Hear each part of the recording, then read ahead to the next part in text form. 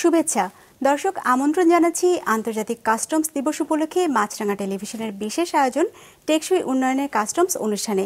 বাণিজ্য সহজীকরণ, টেকসই উন্নয়ন এবং দেশের সার্বিক অগ্রযাত্রায় কাস্টমস এর গুরুত্ব ও আধুনিকায়ন নিয়ে আলোচনার জন্য আমাদের সাথে স্টুডিওতে আছেন কাস্টমস বন্ড কমিশনারেট ঢাকা দক্ষিণের সম্মানিত কমিশনার মোহাম্মদ লুৎফর রহমান এবং কাস্টমস এক্সাইজ ও ভ্যাট কমিশনারেট ঢাকা পূর্বের সম্মানিত কমিশনার কাজী মোহাম্মদ জিয়াউদ্দিন। আপনাদের দুজনকেই স্বাগত আমাদের অনুষ্ঠানে। দর্শক, বিশ্বের অন্যান্য দেশের মতো বাংলাদেশেও ২৬ জানুয়ারি পালিত হয়েছে আন্তর্জাতিক কাস্টমস দিবস। জাতীয় রাজস্ব বোর্ডের উদ্যোগে পালিত এবারের দিবসটির প্রতিপাদ্য ছিল কাস্টম সেবায় প্রতিশ্রুতি, দক্ষতা, নিরাপত্তা, অগ্রগতি। শুরুতেই জানতে চাইব জনাব মোহাম্মদ লুৎফর রহমানের কাছে কি কি ছিল এবারের আয়োজনে। ধন্যবাদ আপনাকে। দর্শকদেরকে শুভেচ্ছা জানিয়ে শুরু করছি। আসলে আন্তর্জাতিক কাস্টমস দিবস আমরা বাংলাদেশ কাস্টমস উদযাপন করা শুরু করেছি যখন আসলে ওয়ার্ল্ড কাস্টমস অর্গানাইজেশন এটা পালন করা শুরু করেছে। আমরা তার সাথে সাথে প্রায় ২০১০ সাল থেকে আমরা উদযাপন করছি। তো এটা একটু আপনাকে একটু সংক্ষেপে ব্যাকগ্রাউন্ডটা বলি বা দর্শকদের জন্য বলি, যে হয়তো এর মধ্যে তারা জেনেছেন, তারপরে একটু পুনরাবৃত্তি করি। সেটা হচ্ছে যে ১৯৫২ সালে কাস্টমস কোঅপারেশন কাউন্সিল গঠিত হয়েছিল এবং তাদের প্রথম অধিবেশন হয়েছিল ১৯৫৩ সালে ২৬শে জানুয়ারি। তো এই কাস্টমস কোঅপারেশন কাউন্সিল পরবর্তীতে এটা নাম চেঞ্জ হয়ে ওয়ার্ল্ড কাস্টমস অর্গানাইজেশন হয় ৯৪ সালে। বাংলাদেশ ১৯৯৪ সাল থেকেই তার মেম্বার। তো ওই যে প্রথম অধিবেশন, সেই প্রথম অধিবেশনে ২৬শে জানুয়ারি সেই হিসেবেই আমরা এই ইন্টারন্যাশনাল কাস্টমস ডে উদযাপন করছি সারা পৃথিবীতেই। বাংলাদেশ কাস্টমস আমরা এনবিআর সেই অনুষ্ঠান উদযাপন করছি। তো এটা প্রতি বছর আমাদের বেশ ইয়ের সাথে আগে একটু আড়ম্বরের সাথেই করা হতো, তা এখন যেহেতু সাম্প্রতিক পরিস্থিতির কারণেই যাই হোক, কিন্তু তারপরেও আমাদের মূল উদ্দেশ্য যেটা, যে ইন্টারন্যাশনাল কাস্টমস ডে আয়োজনের উদ্দেশ্য যেটা, যে আমরা তো কাস্টমসের কাজ সারা বছর ধরেই করি, কিন্তু একটা দিবসে কেন, তাই না? এই প্রশ্ন অনেকের মনে আসে। তো সেটা হচ্ছে যে প্রথম কথা হচ্ছে যে আমরা কাস্টমসের আমরা যারা স্টেক হোল্ডার আছি, যে যারা দেশের ব্যবসা বাণিজ্যের সাথে জড়িত, বা আমরা যারা যে দেশে বিদেশে আমরা সাধারণ জনসাধারণও যারা আছি, তারা কাস্টমসের মুখোমুখি হই না এরকম বোধহয় মানে খুব কম আছি, তাই না? যে দেশের বাইরে থেকে আসা যাওয়ার পথে যে কোনো সময় আমাদের দরকার হয়। তো এই ক্ষেত্রে যে আমাদের যে স্টেক হোল্ডারদের যে ভূমিকা, যে আমাদের দায়িত্ব এবং আমাদের ভূমিকা, প্লাস আমরা যারা কাস্টমসে কাজ করি তাদের কাজ এবং ভূমিকা, মানে দায়িত্ব এবং ভূমিকা সম্পর্কে সচেতন করা, তারপরে ইন্টারন্যাশনাল যে বেস্ট প্র্যাকটিসগুলো আছে সেই অনুযায়ী আমরা কোথায় আছি সেটা প্রত্যেক বছর একটা যে অনেকটা স্টক টেকিংয়ের মতো বলতে পারেন, যে আমরা দেখা যায় আমরা তাদের সাথে তাল মিলিয়ে কতটুকু পর্যন্ত যেতে পেরেছি। আর তো সেই জন্যই আমাদের প্রত্যেক বছর যেটা করা হয়, যে এরকম আমরা একটা যে বিভিন্ন যে আলাপ আলোচনা বা সভা এবং আমাদের স্টেক হোল্ডার যারা আছে তাদেরকে নিয়েই করা হয়। এই সচেতনতামূলক যত যে কিছু যে প্রচারণা সেটা চালানো হয়, এবং তার সাথে সাথে ওয়ার্ল্ড কাস্টমস অর্গানাইজেশন প্রত্যেক বছর যারা কাস্টমসের সাথে সম্পৃক্ত তাদেরকে একটা স্বীকৃতি মানে দেওয়ার জন্য একটা সার্টিফিকেট, যে এরকম অনেক কিছুই আছে। তো সেটার অংশ হিসেবে আমাদের আজকে যে আপনাদের এখানে আপনাদের সহযোগিতা, আমরা জনসাধারণের কাছে আমাদের কাস্টমস ডিপার্টমেন্টের মেসেজ পৌঁছানোর জন্য বা তাদেরকে সচেতন করার জন্য উদ্যোগ গ্রহণ করা, এটাও একটা। সো আপনারা অনেক কিছুই করেছেন।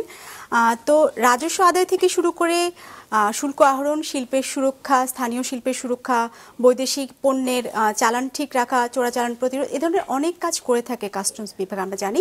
তো এই সব এত সব কাজের মধ্যে আপনারা কোন বিষয়টাকে সবচেয়ে বেশি গুরুত্ব দিয়ে থাকেন?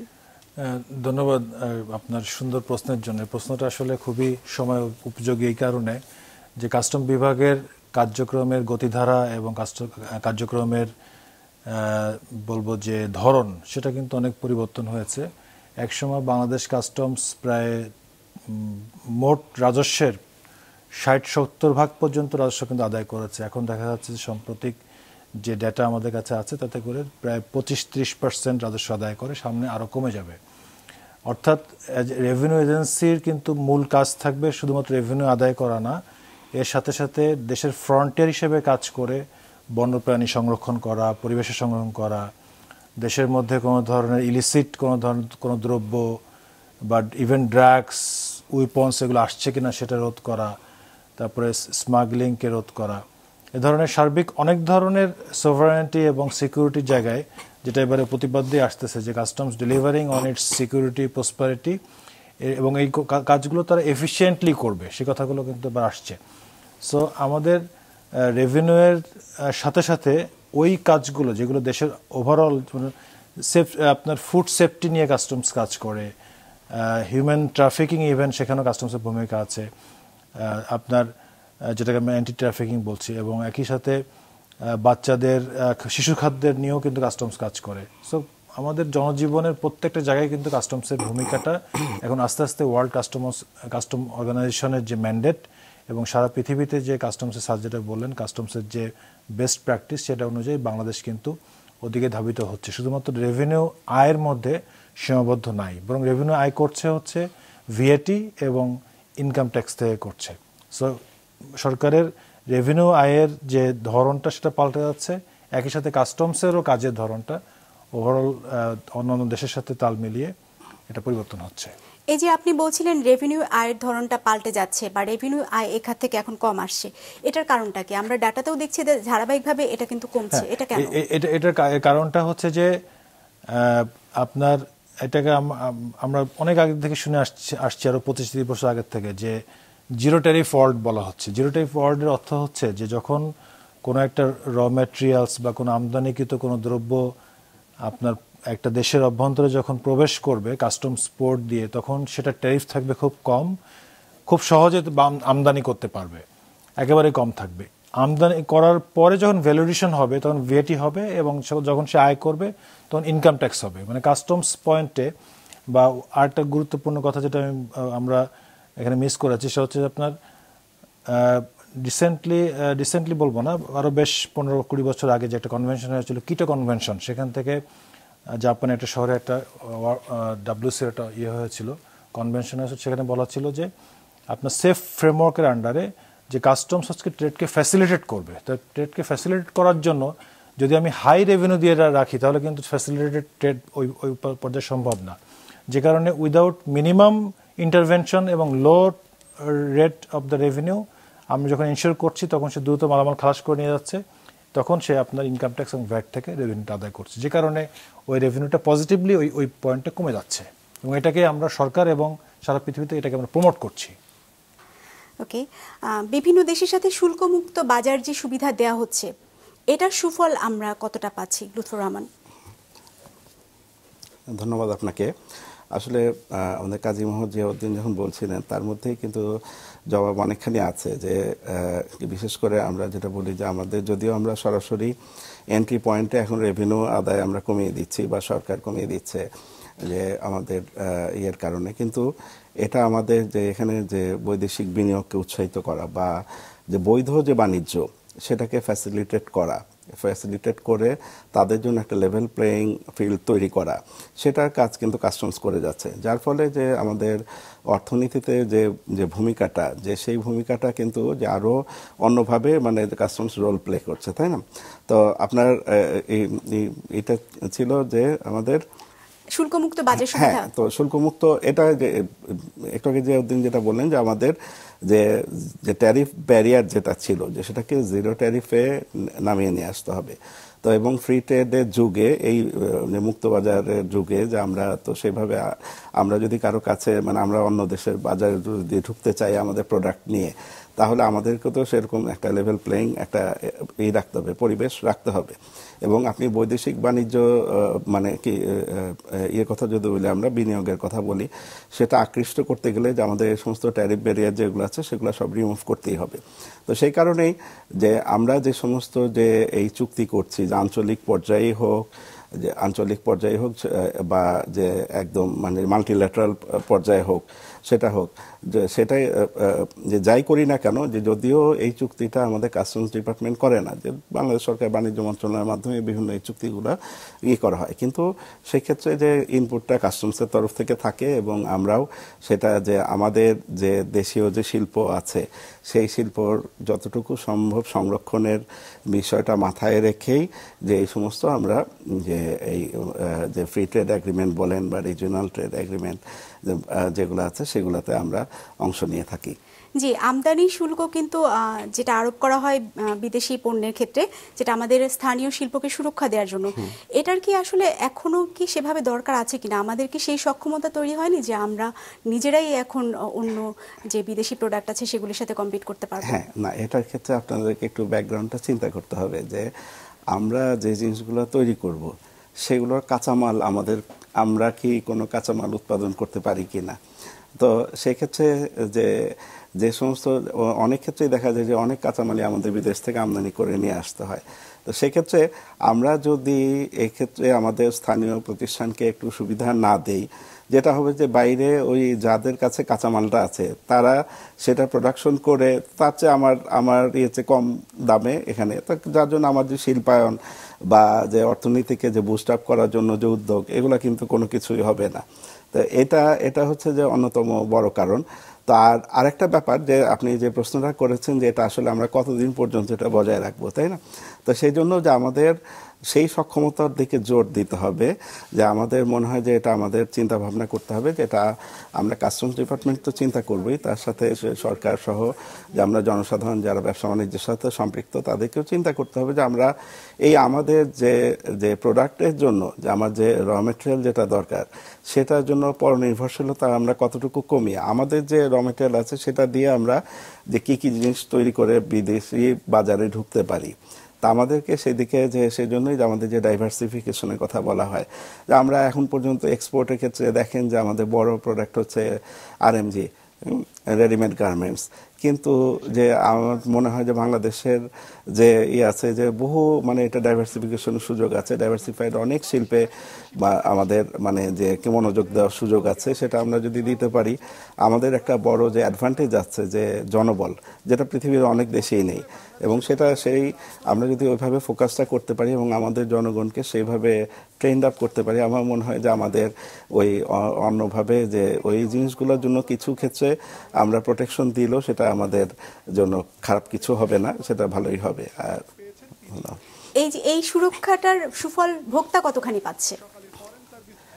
সুরক্ষার সুফল তো ডেফিনেটলি ভোক্তা পাচ্ছেন। সেটা তো আমরা যখন বাজারে যখন একটা জিনিসের দাম বাড়ে সেটা তো আমরা সবাই কনজিউমার, আমরা তো সেই জিনিসটা বুঝতে পারি।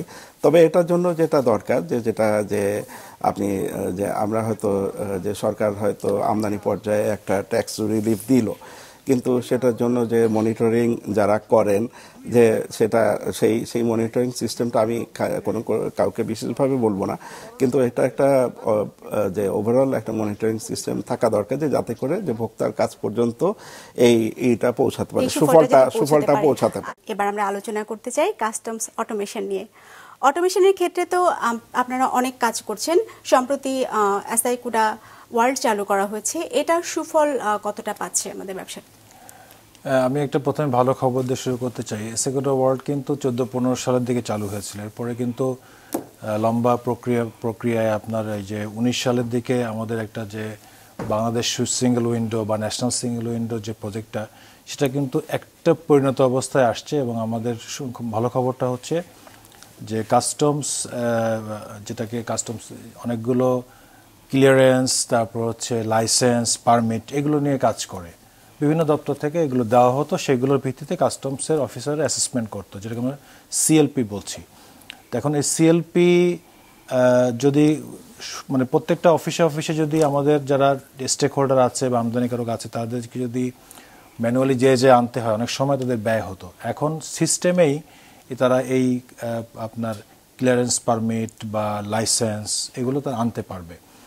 এবং এখানে মোট 19টা আমাদের টার্গেট আছে, মোট 19টা ইনিশিয়ালি, যে 19টা দপ্তরের সাথে কাস্টমস আন্তঃযোগাযোগ রক্ষা করবে।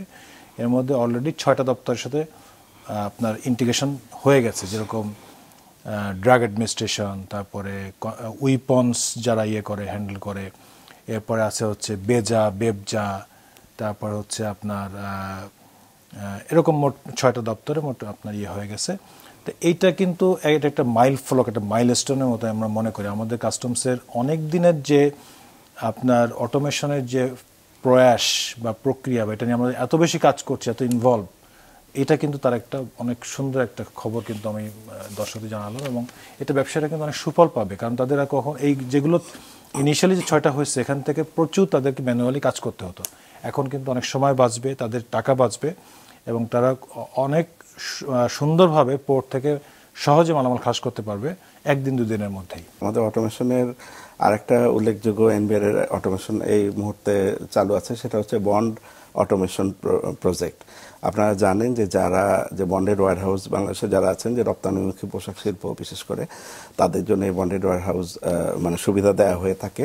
তো সারা বাংলাদেশের এরকম বন্ডেড ওয়্যারহাউস প্রতিষ্ঠান যারা আছে তাদের সামগ্রিক কার্যক্রমকে বন্ডের আওতায় নিয়ে আসার জন্য, যে তাদের একই সাথে যেমন তাদের আমদানি রপ্তানি বাণিজ্যটা সেটা যেমন যতটুকু নির্বিঘ্ন করা যায় সেটা চেষ্টা করা, এবং সেই সাথে যে এটার সাথে যে যদি রেভিনিউ পিলফারেজ বা কোনো কিছু বিষয় থাকে সেটাও যাতে প্রোটেক্ট করা যায়। এবং আমরা এটা কিন্তু আমাদের গত জুলাই থেকেই কিন্তু অনবোর্ড যে এই যে বন্ড অনলাইন প্রজেক্ট, তো আমাদের যারা স্টেক হোল্ডার আছেন তারা এর সাথে যুক্ত হচ্ছেন এবং তাদের কার্যক্রম সামনের দিনগুলোতে আরো স্মুথ হবে।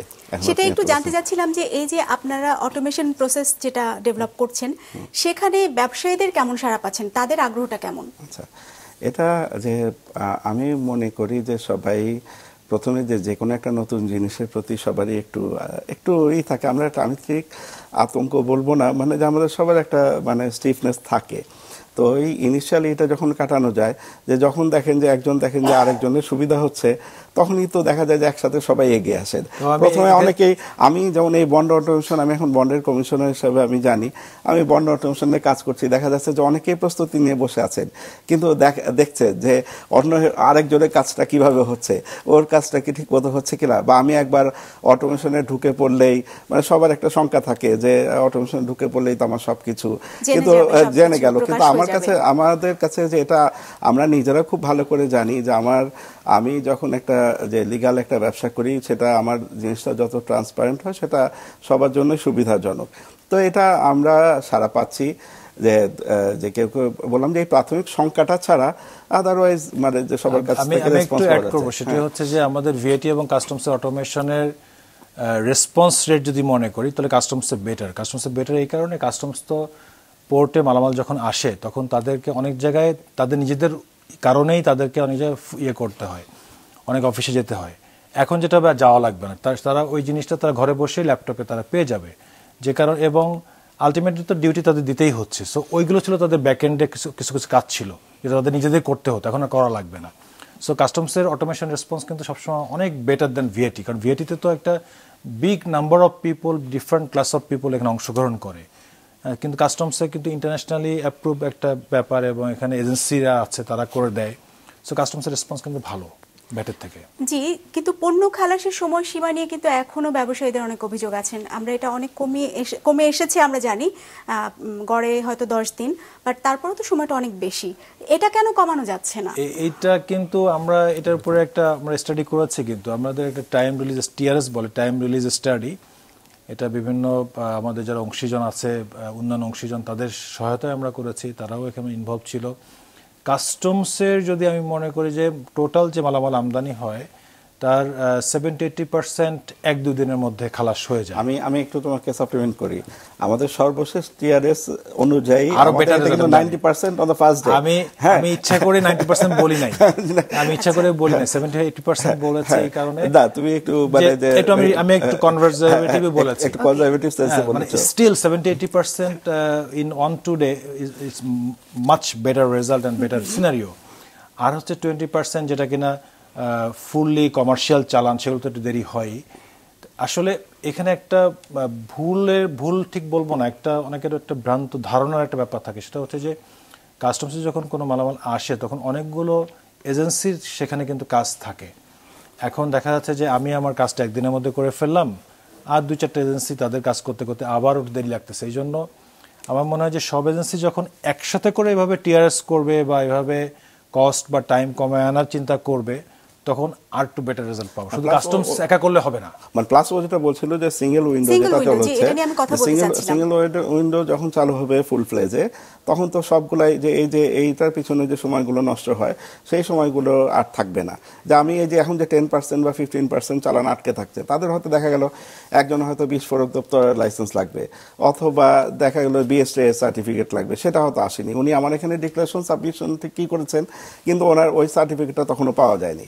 তো সিঙ্গেল উইন্ডো যখন হবে, সিঙ্গেল উইন্ডো হলে এই সার্টিফিকেটগুলো সব তখন আমরা একটা প্ল্যাটফর্মে পাবো, তখন এই সময়গুলো কিন্তু কমিয়ে আনা যাবে ধীরে ধীরে। সিঙ্গেল উইন্ডো নিয়ে তো আপনারা বেশ কিছুদিন ধরে কাজ করছেন বোধহয়, তো সেটা এখন কোন পর্যায়ে আছে? কতদিন লাগতে পারে এটা সিঙ্গেল উইন্ডোতে সবাইকে একসাথে নিয়ে আসার জন্য?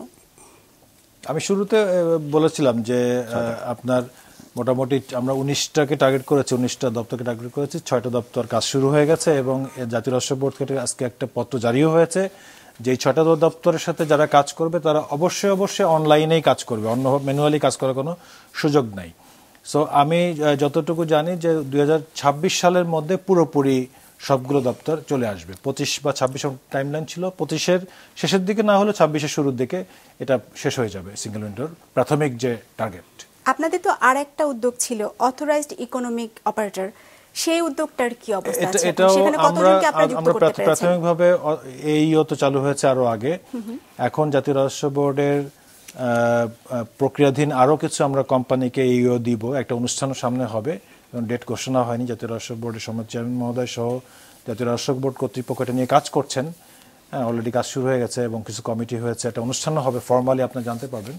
সো আমরা কিন্তু শুধুমাত্র মানে খুব চুলচেলা বিশ্লেষণ করে অল্প কিছু কোম্পানিকে দিব তা না, আমরা চাচ্ছি এটাকে ফ্লেক্সিবল করে মানুষকে আরো বেশি কিভাবে অ্যাট্রাক্ট করা যায় এই হতে, সেই প্রক্রিয়ার অংশ হিসাবে আমরা কিন্তু অতি সম্প্রতি বেশ কিছু কোম্পানিকে এইও দিব। তাহলে কি হবে, ওই এইও অ্যাওয়ার্ডের যে কোম্পানিগুলো তাদের ক্ষেত্রে আপনার ট্রেড ফ্যাসিলিটেশন বা quick releasing of the goods আরো বাড়বে।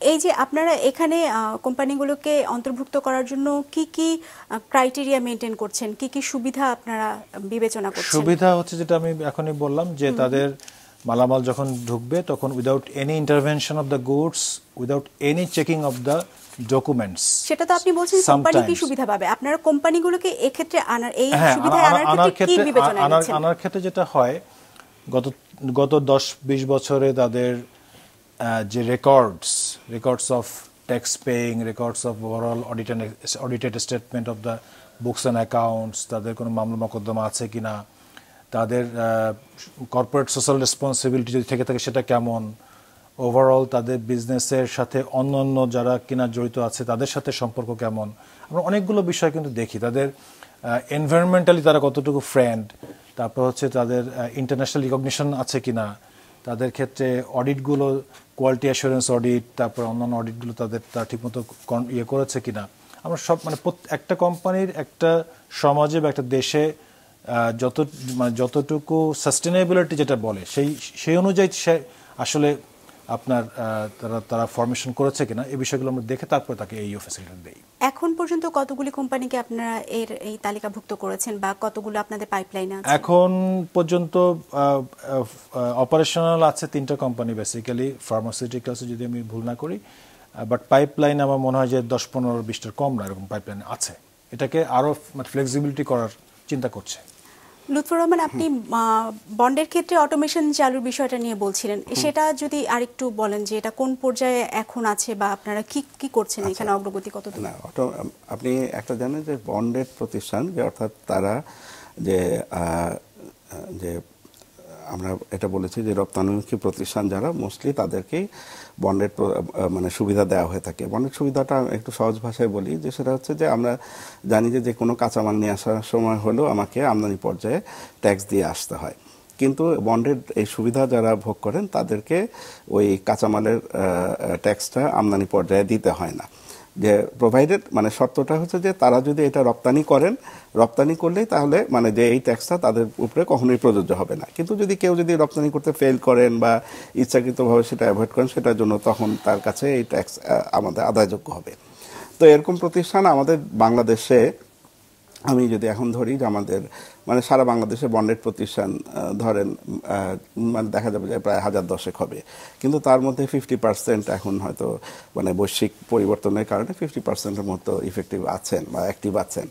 এই কাজেই আপনি যদি চিন্তা করেন যে একটা প্রতিষ্ঠানের সার্বিক আমদানি রপ্তানি কার্যক্রম, অর্থাৎ তিনি একজন যদি একটা ধরেন আমার যদি একটা গার্মেন্টস বা আপনার যদি একটা গার্মেন্টস ফ্যাক্টরি থাকে, সেটা আপনি কত রকমের কাঁচামাল আমদানি করতে পারেন, সেই সব কাঁচামালের সবার তালিকা আগে থেকে করে রাখা এবং আপনার বছরে কতটুকু সেরকম দরকার হতে পারে, তারপরে আপনি প্রত্যেকটা চালানে কতটুকু নিয়ে আসলেন এক্সপোর্ট করে, সেটা যে আপনি এক গজ মানে একটা শার্ট তৈরি করতে কত গজ কাপড় লাগলো আপনার, সেই হিসাব করে আবার এক্সপোর্টটাকে আপনি মিলিয়ে দিবেন। তো পুরো কাজটা কিন্তু এটা কিন্তু একটা বিশাল একটা কর্মযজ্ঞ। তো এই বিশাল কর্মযজ্ঞটা করার জন্য যেটা করতে হচ্ছে, প্রথমেই আমাদের প্রতিষ্ঠান যারা তাদেরকে আমরা বলছি যে আমাদের সিস্টেমে আপনি এই জিনিসগুলো আপনার যত ইনফরমেশন আছে সেগুলো আপনি এন্ট্রি দিয়ে আমাদের সিস্টেমে অনবোর্ড হবেন।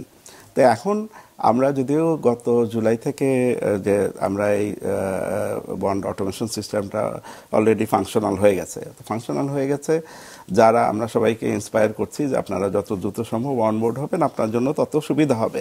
কারণ এই অনবোর্ড হয়ে গেলেই আমার এখানে যখন একজন অনবোর্ড হয়ে যাচ্ছেন, উনি যখন চিটাগাং কাস্টম হাউস হোক বা বাংলাদেশের যে কোনো কাস্টম স্টেশনে উনি যখন তার পণ্য আমদানি পণ্য খালাস করতে যাবেন, দেখা যাবে যে অটোমেটিক তার উনি ওখানে দেখতে পাবেন, ওই অফিসার দেখতে পাবেন যে তার যে আসলে কতটুকু এই পণ্যটা। অনেক সময় দেখা যায় যে আমাদের যেটা হয়, অভিযোগ যেটা থাকে যে যার যেটা আমদানি করার কথা না সেটা তিনি আমদানি করে নিয়ে আসেন। বন্ড অটোমেশন নিয়ে সেই বিষয়টা নিয়ে একটু আবার আলোচনায় ফিরতে চাই। ধন্যবাদ আপনাকে।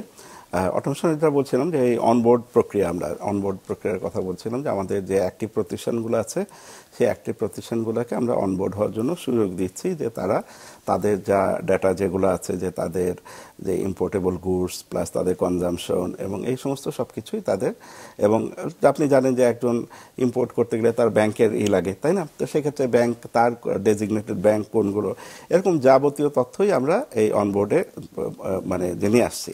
তো সেই প্রসেসটা এখনো চলছে, যে এটা তো একটুই বলতে হবে যে ওই যে বললাম যে সবার প্রাথমিকভাবে একটু ভীতি থাকে, সেই ভীতি থেকে আমরা এখন পর্যন্ত হয়তো যে আমাদের 5000 একটি প্রতিষ্ঠান আছে, তার মধ্যে যে 1002 প্রতিষ্ঠান আমাদের বোধহয় এসছেন, কিন্তু তাদের আর আপনি জানেন যে কোনো একটা অটোমেশন চালু করার আগে কিন্তু হুট করে করা হয় না। এটা যে অনেক প্রস্তুতি নিয়ে, যে বিশেষ করে সফটওয়্যারটা ডেভেলপমেন্ট করার জন্য যেমন প্রস্তুতি থাকে, তারপর সেটার ব্যাপারে যে ব্যাক এন্ডে কী কী প্রস্তুতি লাগে, যে আমাদের প্রতিষ্ঠানের প্রস্তুতি বা আমাদের দপ্তরের প্রস্তুতি, সবার প্রস্তুতির জন্য কিন্তু সময় দেয়া হয়েছে। আমরা যে আমাদের যারা বন্ডের প্রতিষ্ঠান আছে, সে তাদের যে সমস্ত অ্যাসোসিয়েশন আছে তাদের মাধ্যমে এবং আমাদের এনবিআর এর মাধ্যমে আমরা সরাসরি আমরা প্রশিক্ষণের ব্যবস্থা করেছি তাদেরকে বিভিন্নভাবে বিভিন্ন সময়। এবং আজকে এখন তো আমাদের যেহেতু এটা চালু হয়েছে, আমরা প্রতিনিয়তই এখন বসছি এটা নিয়ে, এই অটোমেশনের এটা নিয়ে। তার মানে ব্যবসায়ীদের ভীতি দূর করার জন্য আপনারা প্রতিনিয়ত কাজ করে যাচ্ছেন।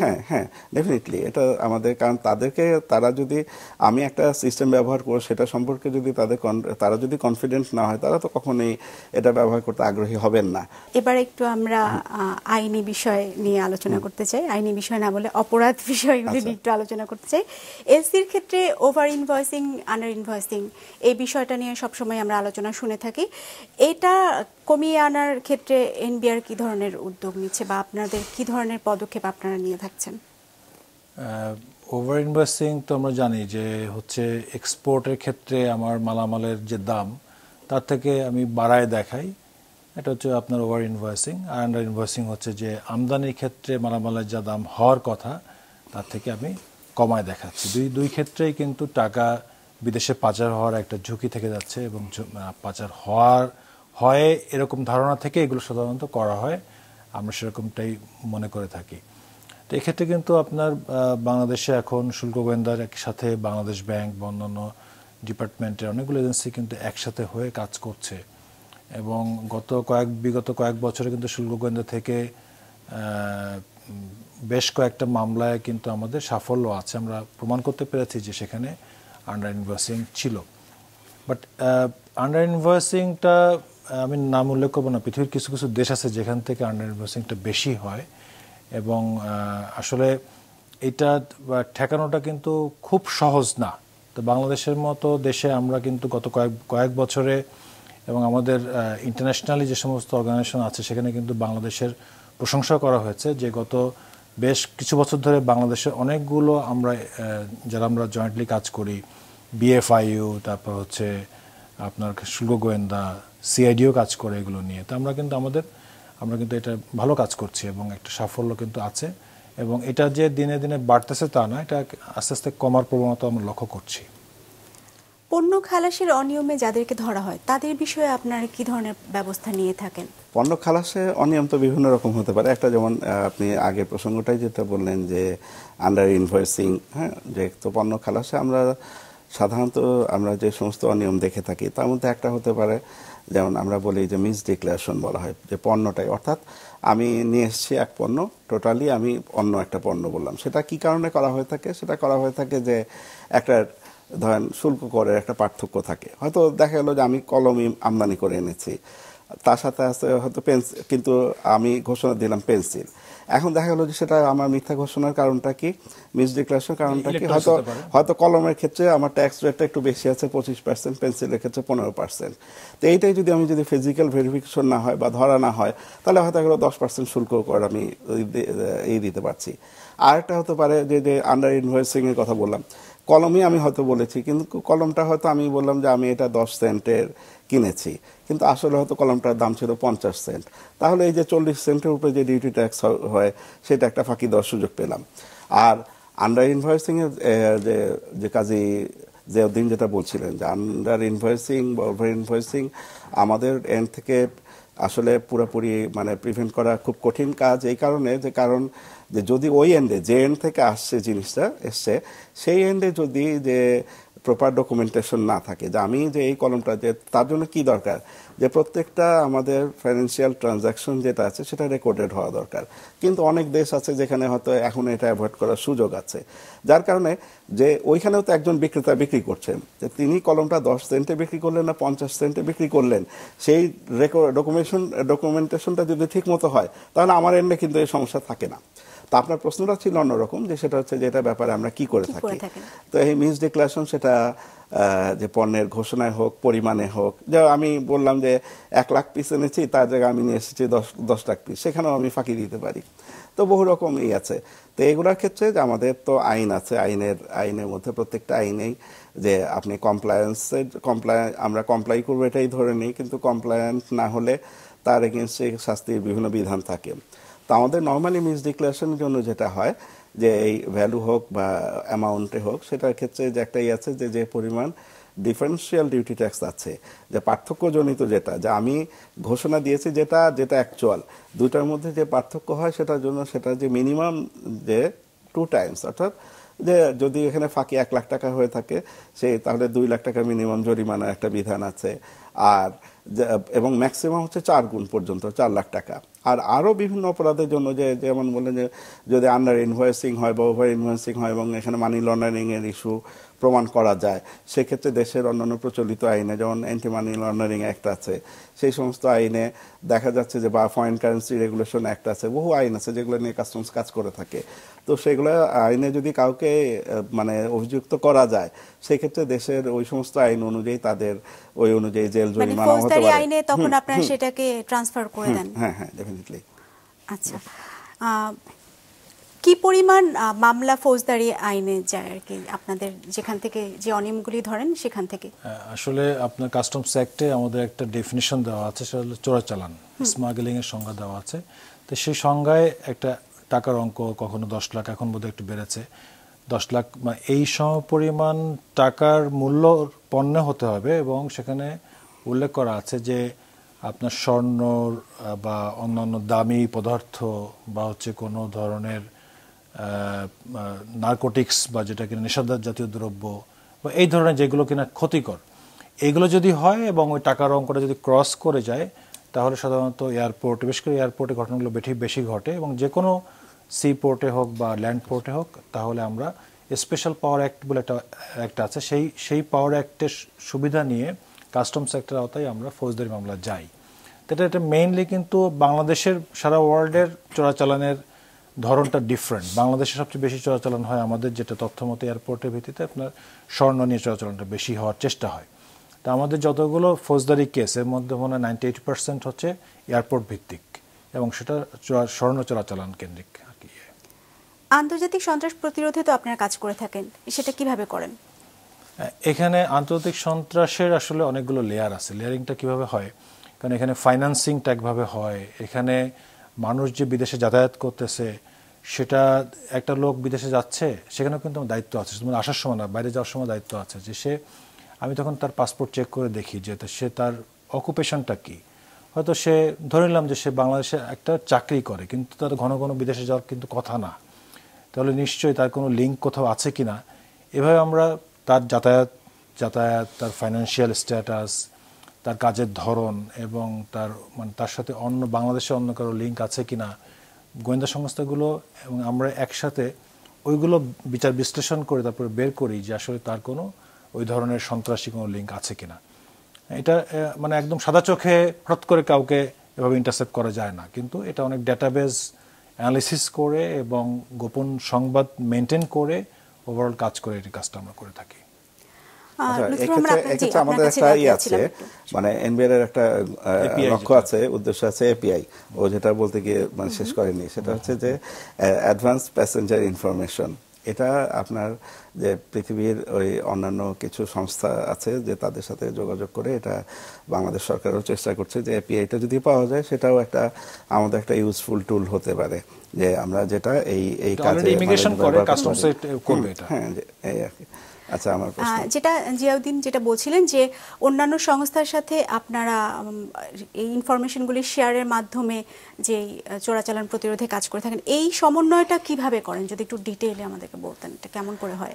আসলে যে কাস্টমস মানে আমি এর কথা বলি যে স্মাগলিং বা এই ধরনের অপরাধের ক্ষেত্রে যে ফ্রন্টলাইনে যারা কাজ করে তাদের সেটা হচ্ছে অবশ্যই কাস্টমস। যে এয়ারপোর্টে যদি আপনি জানেন অনেকগুলো সংস্থা কাজ করে, অনেকগুলো সংস্থা কাজ করলেও তারা অনেকেই যে ধরেন কাজ করে গোপনে, আর কিন্তু ফ্রন্টলাইনে থাকে কাস্টমস। আপনি যে কোনো পৃথিবীর যে কোনো দেশে গেলেই ইভেন অনেক সময় কাস্টমস ফ্রন্টলাইনে থাকলেও কাস্টমস কিন্তু যে আপনি সব জায়গায় দেখবেন না। যেমন আমরা যখন আউটগোয়িংয়ে আপনি বিদেশ যাওয়ার সময় দেখবেন যে আউটগোয়িংয়ে কিন্তু আপনি কাস্টমস মানে অস্তিত্ব দেখতে পারবেন না।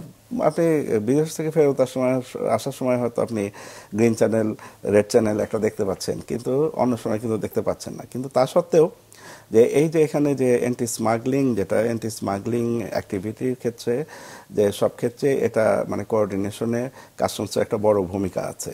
যে আমরা এটা যে আমি জানি, তো যেহেতু আমরা ফ্রন্টলাইন এই হিসেবে কাজ করি, সোলজার হিসেবে কাজ করি যে এন্ট্রি পয়েন্টগুলোতে, যে এয়ারপোর্ট হোক বা ল্যান্ড কাস্টম স্টেশন হোক বা পোর্ট হোক, সেখানে কাজ করি। তো কাজেই সেখানে প্রথম স্টেপটা কাস্টমসকেই নিতে হয়। তো প্রথম স্টেপটা কাস্টমসকে নেওয়ার পরে তারপরে যে আমরা দেখি যে এটা কাদের আইনে, মানে আমাদের কাস্টমস অ্যাক্ট ছাড়াও আর কোন কোন আইনে যে কার কোন অ্যাকশন নেওয়ার সুযোগ আছে, তখন তাদের কাছে সেটা মানে যে ন্যস্ত করা হয়। আর তার চেয়ে বড়, আর তারপরে বলছি যে এই যে কোঅর্ডিনেশনের যে ব্যাপারটা বললেন, এই কোঅর্ডিনেশনের জন্য সরকারের বিভিন্ন এজেন্সির মধ্যে মানে কিছু প্রসেস আছে, কিছু টাস্ক ফোর্স আছে যারা রেগুলার এটা মানে যে করেন, চর্চা করেন এবং ফলো আপ করেন। হ্যাঁ, সেটা আমাদের যেমন রিজিওনাল পর্যায়ে আছে, ডিস্ট্রিক্ট পর্যায়ে আছে, ন্যাশনাল পর্যায়ে আছে, সেন্ট্রাল পর্যায়ে আছে। এভাবে কিন্তু রেগুলার এই মানে আমাদের যে বিভিন্ন পর্যায়ে অ্যাক্টিভিটিগুলো, সেই অ্যাক্টিভিটিগুলো সবসময় আমরা মানে যে পর্যালোচনা করি এবং সেখানে যদি কোনো ডেভেলপমেন্টের কোনো স্কোপ থাকে যে সেগুলো বা কোনো সাজেশন থাকে কারো, সেটা যে আমরা সংশ্লিষ্ট যে ইমপ্লিমেন্টিং যে এজেন্সি আছে তাদের সাথে সেটা কমিউনিকেট করা হয় যাতে তারা এই বিষয়ে প্রপার অ্যাকশন নিতে পারে। এইভাবে আর কি একটা কোঅর্ডিনেটেড ওয়েতে এটা কিন্তু চলছে। জি, কাস্টমস আইন নতুন যেটা করা হয়েছে সেই আইনটা সম্পর্কে একটু জানতে চাচ্ছি। নতুন এখানে কি যোগ করা হয়েছে আর ব্যবসা সহজীকরণের ক্ষেত্রে সেখানে কি আছে? আসলে 1969 সালে যে কাস্টমস আইনটা ছিল, ওই আইনটাকে আরেকটু মডিফাইড ওয়েতে আরেকটু আমি প্রথম দিকে বলতেছিলাম যে আপনার সেফ ফ্রেমওয়ার্ক অফ স্ট্যান্ডার্ড, যে তার আন্ডারে যে এটা কিটো কনভেনশন হয়েছিল, সেই কনভেনশনে অনেকগুলো শর্ত ছিল। সেই শর্তে তো বাংলাদেশ রাজি হয়েছে, সারা পৃথিবীর সবাই রাজি হয়ে সেখানে একটা সাইন করেছে, রেটিফাই করেছে। তো সেখানে আপনার একটা হচ্ছে যে একটু আগে স্যার যেটা বললেন যে অ্যাডভান্স প্যাসেঞ্জার ইনফরমেশন, তারপর হচ্ছে পিএপি, প্রি অ্যারাইভাল প্রসেসিং। সেটা হচ্ছে যে মালামাল বন্দরে ভেড়ার আগেই ওর ডকুমেন্টসগুলো, আমদানি ডকুমেন্টসগুলো আমরা সব কিছু সেটেল ডাউন করে রাখবো, সে ব্যাংকে টাকা জমা দিয়ে রাখবে, যখন মাল আসবে তখন জাস্ট সে মালটা নিয়ে চলে যাবে। এটা প্রি অ্যারাইভাল প্রসেসিং, এটা কিন্তু নতুন আইনের একটা ভালো দিক। আরেকটা হচ্ছে যে বিল অফ এন্ট্রি, যেটা কিনা কাস্টমসের অত্যন্ত গুরুত্বপূর্ণ একটা কাজ, যেটাকে আমরা বলছি গুডস ডিক্লারেশন নতুন আইনে, সেটায় যদি কোনো ভুল থেকে থাকে নতুন আইন অনুযায়ী সে কাস্টমস কমিশনারকে দরখাস্ত করতে পারবে যে আমার এই ভুলটা হয়েছে, আমি এটা শুধরাতে চাই। কিছু শর্তের আন্ডারে এটা বলা হয়েছে, এটাও কিন্তু নতুন আইনে এটা করা হয়েছে, আগের আইনে ছিল না। সেটা সংশোধন করতে কি পরিমাণ সময় লাগে? সংশোধন করতে সময় লাগবে না, কাস্টম কমিশনারকে করলেই কাস্টম কমিশনার করে দিবে। বাট প্রোভাইডেড শর্ত হচ্ছে যে এই সংশোধনের আগে যেন তার উপরে কোনো গোয়েন্দা তথ্য বা কোনো ধরনের অডিট বা কোনো এক্সামিনেশনের জন্য কোনো আদেশ যেন জারি না হয়ে যায়। তার মানে যদি আদেশ জারি হয়ে যায় তাহলে বুঝতে হবে যে আমদানিকারকের কোনো ম্যাল ইন্টেনশন ছিল। আর যদি সে বোনাফাইডেতে কোনো রং মিস্টেক করে তাহলে সে নিজ থেকে এসে বলবে যে, এবং কোনো ইনফরমেশন যাওয়ার কথা না। যে এরকম আরও অনেক ধরনের ব্যবসা বান্ধব কিছু কিছু আইনে, রিফান্ড আগে কোনো ভুলভাবে যদি আমদানিকারক কোনো টাকা বেশি দিয়ে ফেলতো কাস্টমসকে, আগে ছিল 6 মাস, তার মধ্যে তাকে দরখাস্ত করতে হতো, তখন সে 3 বছর পর্যন্ত সময় পাবে। এরকম কিছু কিছু জায়গায় কাস্টমস মানে ব্যবসায়ীদেরকে সহজীকরণ করা হয়েছে। আদারওয়াইজ কিন্তু মোটামুটি same law, but it's very, অনেকগুলো জায়গায় নতুন মডার্ন টার্ম ইউজ করা হয়েছে, ব্যবসা বান্ধব করা হয়েছে, এবং এইটা অটোমেশন বেসড বিশেষ করে। এবং আমরা যারা কাস্টম অফিসাররা যারা আছি, আমরা not like power of the custom officer, আমরা যাতে সেবামুখী হই, সার্ভিস ওরিয়েন্টেড, ওইটাকে ইনশিওর করা হয়েছে। আমরা একদম অনুষ্ঠানের শেষ পর্যায়ে চলে এসেছি। আমি শেষ প্রশ্নটা করতে চাই লুৎফর রহমানের কাছে। কাস্টমসকে আরো গতিশীল করতে, আরো আধুনিক করতে, কার্যকর করতে আপনারা কি পদক্ষেপ নিচ্ছেন? আচ্ছা, আমার মনে হয় আপনি শেষ প্রশ্নটা করেছেন, কিন্তু আমার মনে হয় আমরা এই যে এতক্ষণ ধরে যে আলোচনা করলাম তার মধ্যে কিন্তু আপনার জবাব অনেক কিছুই আছে, তাই না? আমরা গতিশীল করার জন্য প্রথম যেটা হচ্ছে যে একটা যে যুগোপযোগী আইন, সেটা যে আমাদের অলরেডি 2023 সালের আমাদের যুগোপযোগী আইন হয়ে গেছে। একটা অটোমেশন সিস্টেম, সেটা আমরা বললাম যে 94 সালে বাংলাদেশ কাস্টমস যখন এটা করে, আমি মনে করি যে এটা বাংলাদেশের মধ্যে আমরা অনেক অ্যাডভান্সই ছিলাম যে 94 সালে একটা অটোমেশন সিস্টেম চালু করার জন্য। তো সেইটারই এখন আমরা পারফেকশন লেভেলে যাওয়ার জন্য যা যা করা সেটা করা হচ্ছে। আর এই যে আমরা যে একটা কথা আমরা আলোচনায় আগে বলেছিও যে বাণিজ্যের যে ভলিউমটা দিনে দিনে বেড়ে যাচ্ছে। আপনি জেনে খুশি হবেন যে একটু আগে যে আমরা যেটা বললাম যে টিআরএস দিয়ে বলা হচ্ছে যে 80% হোক 90% হোক একদিনে খালাস হয়ে যাচ্ছে, কিন্তু এটা ভলিউমটা আপনি যদি শুনেন যে আমাদের সারা বাংলাদেশে এই যে কাস্টম হাউস বা এলসি স্টেশন যেটা আছে সেগুলোতে ডেইলি প্রায় 17 থেকে 18 হাজার এরকম ঘোষণা প্রসেস করা হয়। তো এই 17 থেকে 18 হাজার ঘোষণা প্রসেস করা একদিন, তার মধ্যে 90% একদিনে প্রসেস করা হয়ে যাচ্ছে। তো সেটা আমাদের জন্য আমি মনে করি যে এটা একটা যে এই আইনকে সহজীকরণ বা অটোমেশনের সাহায্য ছাড়া এগুলো কিন্তু হতো না। তো এই প্রসেসের অংশ হিসেবে আমরা যে আরো ফার্দার যাওয়ার জন্য যে বন্ড অটোমেশন বলেন, ন্যাশনাল সিঙ্গেল উইন্ডো বলেন, অথরাইজড ইকোনমিক অপারেটর বলেন, এপিআই বলেন, তারপরে আরো আছে আমাদের আরো জন্য যেটা একটা ছিল যে অ্যাডভান্স রুলিং। আপনি কি পণ্য আমদানি করবেন, আপনি পরে ঝামেলা পড়তে চান না। আপনি মনে করলেন আপনি একটা নতুন পণ্য নিয়ে আসছেন, আপনি আগে থেকে এটা শ্রেণীবিন্যাস, ট্যাক্স রেট কি হবে, হ্যাঁ, ভ্যালু কি আছে, এগুলো সবকিছু আপনি আগে থেকে জেনে নিতে পারবেন। তো এরকম আরো অনেক প্রসেস কিন্তু আমরা মানে যে চেষ্টা করছি যে বেস্ট প্র্যাকটিস যেটা আছে তার সাথে। ছোট্ট করে একটু জিয়াউদ্দিনের কাছে জানতে চাচ্ছি যে আপনাদের এই মুহূর্তে আপনারা সবচেয়ে বড় কি চ্যালেঞ্জ ফেস করছেন? এই মুহূর্তে যদি এনবিআর এর দৃষ্টিকোণ থেকে চিন্তা করা হয় তাহলে আমাদের কিছুটা টার্গেট যেটা আছে আমাদের বাজেটের টার্গেট, সেখানে আমরা একটু হার্ডনেস ফেস করছি, এটা একটা বিষয় আছে।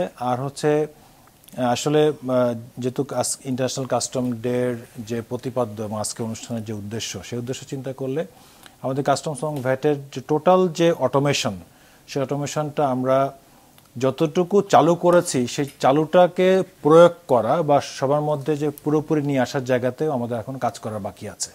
তা আমি মানে কুইক আনসার হিসেবে আমার দুটোকে মনে হয়। ধন্যবাদ, আমাদের এখন শেষ করতে হচ্ছে। এতক্ষণ সাথে থাকার জন্য আমাদের অতিথিদেরকে ধন্যবাদ। দর্শক, আন্তর্জাতিক কাস্টমস দিবস উপলক্ষে মাছরাঙা টেলিভিশনের বিশেষ আয়োজন টেকসই উন্নয়নের কাস্টমস অনুষ্ঠান এখানেই শেষ করছি। সবাই ভালো থাকবেন।